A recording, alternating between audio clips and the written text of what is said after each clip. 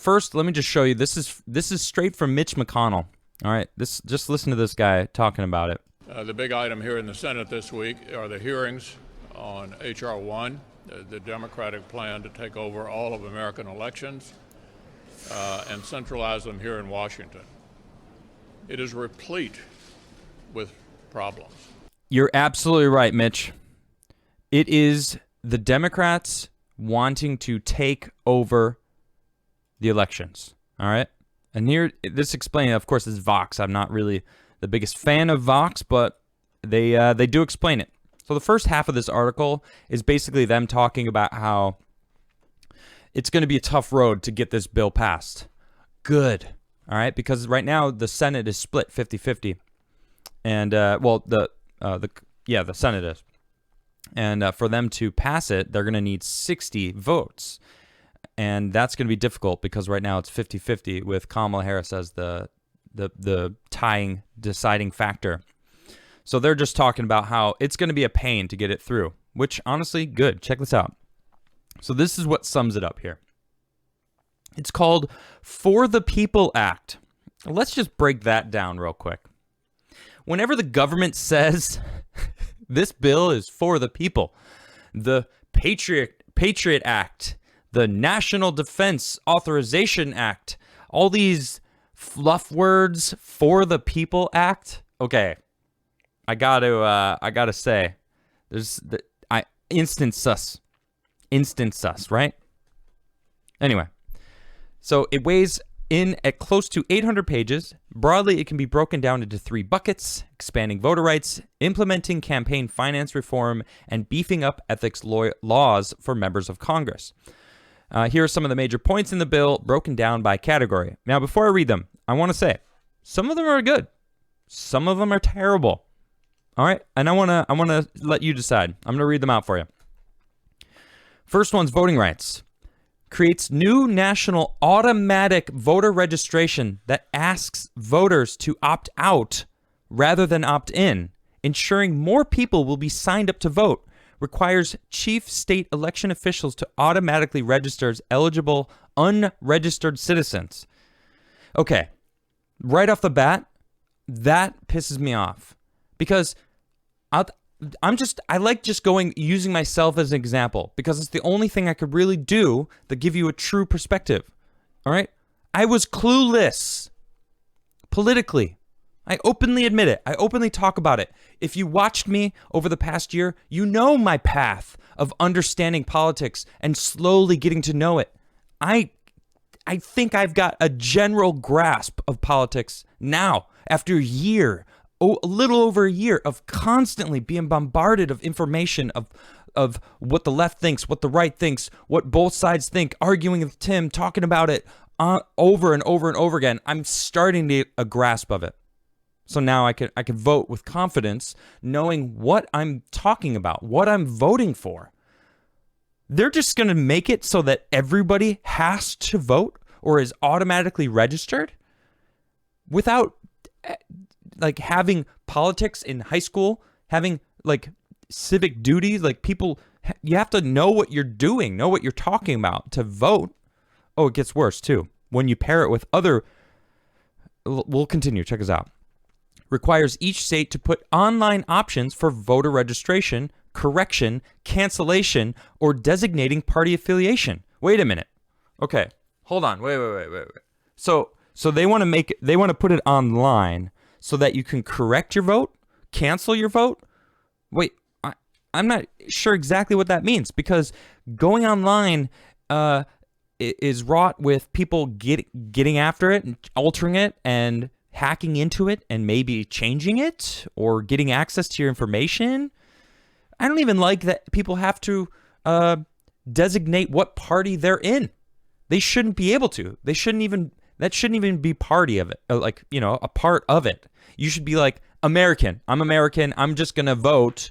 I don't care. You don't get to know what I'm going to vote for. You don't get to know. I mean, sure, I'm on a platform. I'm vocal about who I voted for and what I will vote for in the future, should it arise. But still, I don't think that should be a part, especially online. Okay, registering to vote online, I'm okay with that part of it. All right, period. Put online options to register to vote online. Cool. Yeah, all right, sure. Register online, but you still got to show up. You still got to do that. Requires at least 15 consecutive days of early voting for federal elections. Early voting sites would be open for at least 10 hours per day. The bill also prohibits states from restricting a person's ability to vote by mail. Wait a minute, hold on. And requires states to prepay postage on return envelopes for mail-in voting. Why do we need mail-in voting? No, get rid of mail-in voting. Why are they trying to make this a norm? I think we know why. That's two completely separate things there. Look, I'm all for having more time for people to vote, because say people can't show up on voting day, give them more time to vote. Like, okay, sure. But it should end at the end of the day. And why do we need mail-in voting? Again, mail-in voting is wrought with fraud. Okay? People can steal mail. People can, I don't even want to go into that sort of thing. Everyone who watches my show, I think we have a small clue of what mail-in voting can lead to. Establish independent redistricting of commissions in states as a way to draw new congressional districts and end partisan gerrymandering in federal elections. Okay, so they want to draw new congressional districts, but also end partisan gerrymandering. That, do you see the clash there? There's sort of a clash in that sort of sense. Like, they want to be able to establish independent redistricting commissions. Okay, isn't that what gerrymandering is? Independent means it would be nonpartisan. Is that what you're saying? Okay, if that's what you're saying, nonpartisan gerrymandering, like, okay, I guess, sure. Ah, my goodness, it's the political semantics. I'm so sick of it. Prohibits voter roll purging and bans the use of non-forwardable mail being used as a way to remove voters from rolls. Okay, so is that mail-in voting or what? Yeah, someone said it's fortification, all right? Not fraud. Right. Excuse me. This is all just to fortify the election, people. Just to fortify. Yeah. Restores voter rights to people convicted of felonies who have completed their sentences. However, the bill doesn't restore rights to felonies currently serving sentences in a correctional facility. You know what? If you're a felon and you served your time and you completed your sentence, there's no reason why you shouldn't be able to vote. Right? That's just my stance on it. Look, you did the time for a crime that you did. All right? Okay, why wouldn't they be able to vote again? I'm cool with that. See, some of these things aren't so bad. Campaign finance establishes public financing of campaign powered by small donations. This has long been Sarbanes' vision. The federal government would provide a voluntary 6-to-1 match for candidates for president and Congress, which means for every dollar a candidate raises from small donations, the federal government would match it 6 times over? Wait a minute. So our tax dollars are going to be used for governmental or for people, for candidates? Wait a minute. See, now I don't like this at all. The maximum small donation that could be matched would be capped at $200. This program isn't funded by taxpayer dollars, okay? Instead, the money would come from adding a 4.75% fee on criminal and civil fines, fees, penalties, and settlements with banks and corporations that commit corporate malfeasance. Think Wells Fargo. And what if that doesn't cover the cost? So they're using fraudulent banks? So this is written in the law? So, my goodness. This reminds me of, like, I used to work at retail stores, and retail stores will have in their budget, if theft, people will steal from them, they'll just write it in, like, as part of, like, it's going to happen, people are going to steal. So it's like they're writing in that they're going to use the money from criminal, civil fines, fees, penalties, and settlements with banks and corporations as a normal thing and they're going to use that money for themselves to maintain. No. That money should go to American citizens that they're screwing. Where do you think they got that money, government? They got that money from screwing American citizens. The people deserve that money, not you. Why should they write this into law that they get to use that money from settlements, penalties, fees, civil crimes? No. That should be going to fix our roads, okay? To helping inner city schools become a better system. Huh? You ever think about that? No. Well, I mean, that's not taxpayer dollar. Yes, it is. Where do you think they got that money? Gosh, that is ridiculous. Now, I do not agree with that at all.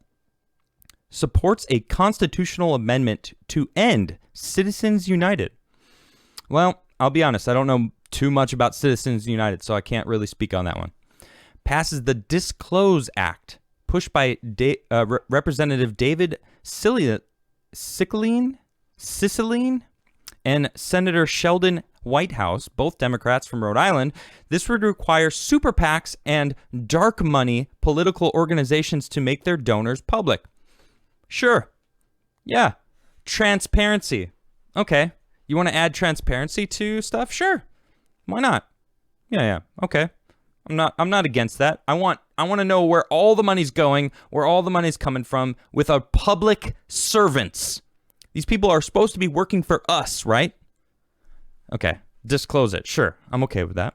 Passes the Honest Ads Act, championed by Senators Klobuchar and Mark Warner, which would require Facebook and Twitter to disclose the source of money for political ads on their platforms and share how much money was spent. A Facebook spokesperson told Vox the company has publicly supported honest ads since 2018. You know what? Again, I'm okay with this. Sure, transparency. Who's spending money to pump propaganda in your face with these ads to try to push whatever political thing they want? Yeah, let's get transparency in there. Okay, I'm cool with that. Right? I mean, who can argue against wanting transparency in these public figures that are, moving around trillions of dollars? Trillions of dollars. Seriously, they're juggling trillions of dollars and are making it their life's goal to tell us what we get to do. Where are they getting that money anyway? Oh yeah, taxes. Let's see. Discloses any political spending by government contractors and slows the flow of foreign money into the elections by targeting shell companies. Okay. All right. You know what? I'm cool with this. Don't just slow the flow of foreign money into the elections. Show it all. Have it transparent. I want to see who's spending money outside. You know what? Maybe make it so that nobody outside of our country can spend money on our elections. China spent millions of dollars to pump ads in for 6 months before the election. They don't talk about that. Restructures the Federal Election Commission to have 5 commissioners instead of 6 in order to break political gridlock at the organization.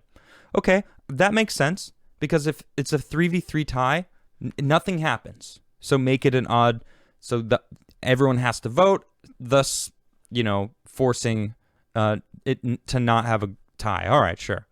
Prohibits any coordination between candidates and super PACs. I mean, all right. It's like, all right, fine. Super PACs, they're going to give money to a candidate, but then that should be it. I believe in this candidate's message. I'm going to support them with my super PAC. That should be it. Not calling and be like, all right, now that we're going to support you, let's coordinate to tell you what we want. At least that's the vibe I'm getting here. All right, then we get into ethics. Requires the president and vice president to disclose 10 years of his or her tax returns. They miss him so much, don't they? Man, they miss having the boogeyman to blame everything on. Look, a lot of things are happening now that are. Look at the border. Look what's happening on the border. Yeah. Biden did that. Yeah, who built the cages, Joe? You did. You rebuilt the cages, and it's even worse. It's terrible right now. Goodness sakes. They miss him so much. Candidates for president and vice president must also do the same. Yeah, okay. Stops members of Congress from using taxpayer money to settle sexual harassment or discrimination cases. Oh, were they using our money for that? I didn't know, but I'm okay with it. Don't use our money for your sexual harassment stuff to settle. All I can think about is Cuomo. Is he using taxpayer dollars? Is that right? My goodness. Gives the Office of Government Ethics the power to do more oversight and enforcement and implement stricter lobbying restriction requirements. These include more oversight of foreign agents by the Foreign Agents Registration Act. I mean, there's a lot to unpack there. Implement stricter lobbying registration requirements. Is that for new lobbyists or current lobbyists? The power to do more oversight and enforcement of ethics. What is ethics, and who's deciding what these ethics are? Is this critical race theory? Is this, because that's something that's a whole different story. Okay, that's not ethical. That's pushing racism. You will not convince me otherwise. I've seen some of these things. I've had many conversations about it. It's ridiculous. And then the last one on the list here is create a new ethics code for the U.S. Supreme Court, ensuring all branches of government are impacted by the new law. What is that ethics code, though? What is it? Just simply saying ethics doesn't mean it's ethical. These people think that they think differently, and they use political semantic BS to try to push this stuff. And then the rest of the article basically is saying, like, man, it's a tough road. It's a very narrow window to pass the bill. You're not going to pass this bill. No way. I don't think so. This is very I don't think any Republicans are going to do it. And even if they do, they're not going to get it at 10 Republicans. They need 10 Republicans to get the 60 votes that they need. I don't think it's going to happen.